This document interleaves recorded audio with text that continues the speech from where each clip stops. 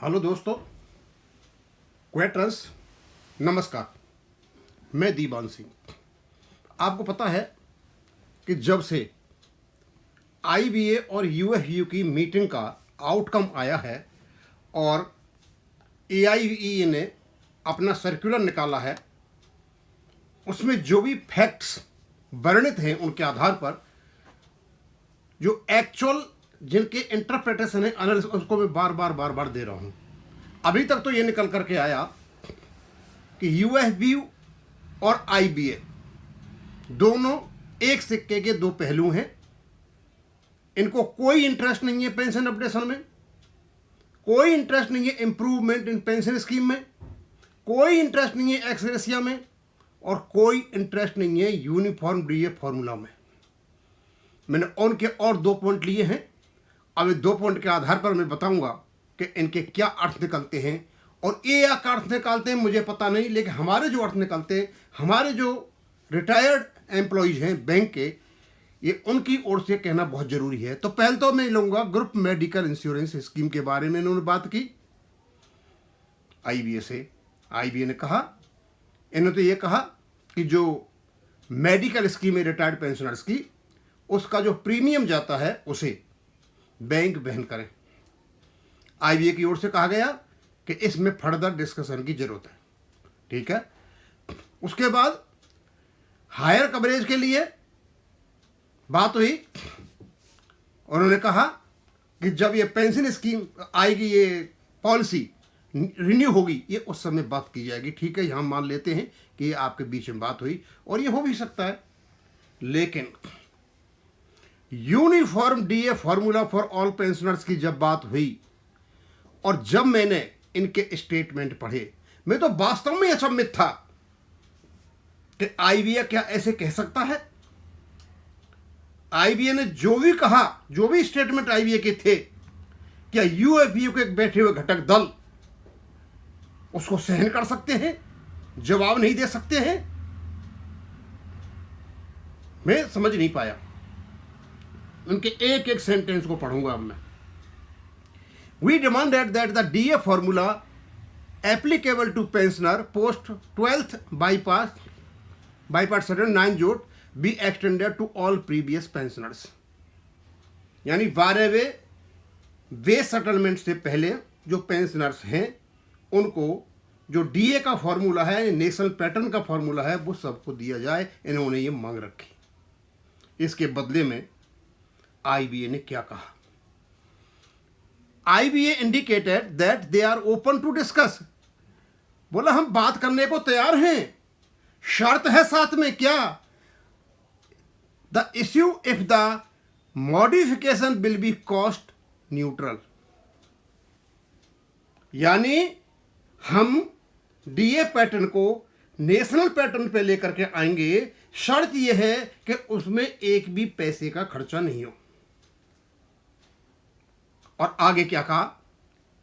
And additional cost to the banks unions have been without additional cost to the banks. Bank को कोई additional cost नहीं हो। Unions have been requested to submit a note to IBA on the issue. और union से कहा गया है कि आप एक नोट दें। कोई भी व्यक्ति समझदार, इंटेलिजेंट, एक रीजनेबल व्यक्ति, एक प्रूडेंट व्यक्ति, जब आपस में बात कर रहे होते हैं और कोई मुद्दा होता है तो वहां रीजनेबल बातें ही होती हैं। इससे ज्यादा अनरीजनेबल बात कोई हो नहीं सकती। और तार्किक असंगत बात आईबीए ने यूएफबीयू के नेताओं से कही। पहले तो बोल दिया उन्होंने कि हमारे पास तुम्हारे लिए कोई फंड नहीं है, चाहे तुम्हारा यूनिफॉर्म डीए फॉर्मूला लागू हो या ना हो। और यदि लागू कराना चाहते हो तो विदाउट एडिशनल कॉस्ट क्या होगा, और आप हमें बताइए कि आप इसको विदाउट एडिशनल कॉस्ट के कैसे लागू कराना चाहते हैं। यह सब कुछ सुनने के बाद यूएफबीयू के नेताओं को सांप सूंघ गया। नेशनल पैटर्न, नेशनल लेवल की बात, इस देश के वासी हैं, पाकिस्तान के नहीं हैं पेंशनर्स। उनको जवाब यूनिफॉर्म डीए पैटर्न दोगे तो इसको आईबीए भी जानता है और यूएफबीओ के नेता भी जानते हैं कि विदाउट एडिशनल कॉस्ट ये हो ही नहीं सकता। जैसे ही इसको आप करोगे सबके बेसिक पे चेंज होंगे, बेसिक पे चेंज होने से फर्क पड़ेगा। ये कॉस्ट न्यूट्रल नहीं हो सकता। ये कथन आईबीए का एक प्रकार से यूएफबीओ का सरेआम अपमान है और इस अपमान को झेल करके यूएफबीओ चुपचाप वहां से पूंछ दबा के भाग लेता है। अब इनसे यह पूछा जाए, भाई क्या आप ये नहीं कह सकते, आपके मुंह में दही जम गया कि विदाउट कॉस्ट कहते हो ही नहीं सकता, लेकिन नेशनल इंपॉर्टेंस का मैटर है, ये नेशनल पैटर्न है, ये आप ऐसा नहीं कर सकते हो, ये उनके फंडामेंटल राइट्स का उल्लंघन है ये। लेकिन नहीं, और इसको बड़े गर्व के साथ अपने पॉइंट डिस्कशन में और ये डाल रहे हैं। ये आईबीए को पता अच्छी तरह से कि ये कॉस्ट न्यूट्रल नहीं हो सकता, लेकिन अपना पल्ला झाड़ दिया यूएफबीओ के नेताओं से। हम ये मान के चलते हैं कि यूएफबीओ के लिए, आईबीए के लिए जो पेंशनर्स हैं कोई मायने नहीं रखते। पेंशन अपडेशन पर कहते हैं कि कोई ऐसा क्लॉज नहीं है, एक्स रेशिया पिछली बार ने किया नहीं, इस बार भी क्या करेंगे। नेशनल डीए पैटर्न की जब बात आती है तो वो कॉस्ट न्यूट्रल होना चाहिए। बड़े बड़े पढ़े लिखे लोग बैठे हैं आईबीए में। जिस व्यक्ति ने आईबीए के जिस व्यक्ति ने अधिकारी ये शब्द अपने मुंह से निकाल के यूएफबीओ को बताए, कितना उस व्यक्ति ने सोचा होगा, उसके विचारों में कितनी गिरावट आई होगी, तब जाकर के यूएफबीओ था और यूएफबीओ ने ये हजम कर लिया। इस पॉइंट पर यूएफबीओ को आईबीए की मीटिंग छोड़ के चला जाना चाहिए था और इज्जत बच जाती, लेकिन नहीं। हमारा तेल कराना है। हम तो ये चाहेंगे कि यूएफबीओ जैसा रिटायरीज अपना एक संगठन बनाए, इनका बिल्कुल साथ छोड़े, अच्छी मात्रा में रिटायरी से पैसा इकट्ठा करे, फंड बनाए और बढ़िया वकील लेकर के इस केस को सुप्रीम कोर्ट में डाल दिया जाए। क्यों ये कॉस्ट न्यूट्रल नहीं हो सकता? कॉस्ट न्यूट्रल नहीं हो सकता तो यूएफबीओ कौन सा तरीका बताएगा आईबीए को कि भैया कॉस्ट न्यूट्रल नहीं है, इस प्रकार करो। ये कैसे कर लोगे? ये कौन सी डीए का मतलब यूनिफॉर्म फॉर्मूला करोगे? इनके हाथ में कुछ भी नहीं है, केवल और केवल मैं बताना चाहूंगा कमी यूएफबीओ की नहीं है। हम बहुत जब गहराई से इन चीजों का अध्ययन करते हैं तो हमें पता चलता है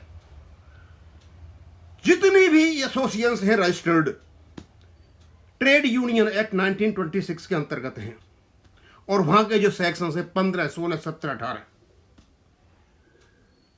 वो ऐसे सेक्शन है कि इनको ऐसी ताकत दे दी है कि इन्हें कोई हटा नहीं सकता, इनका कोई बाल बांका भी नहीं कर सकता और पैसे की लगातार आमदनी रहेगी इनके पास।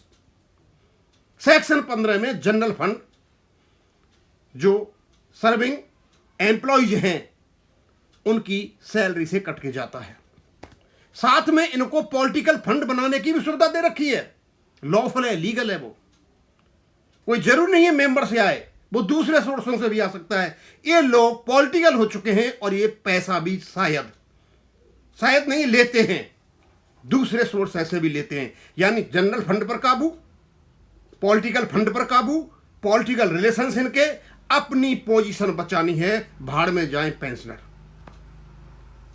सेक्शन 17 क्रिमिनल कॉन्स्पिरेसी का कोई भी इन पर आरोप नहीं लगेगा।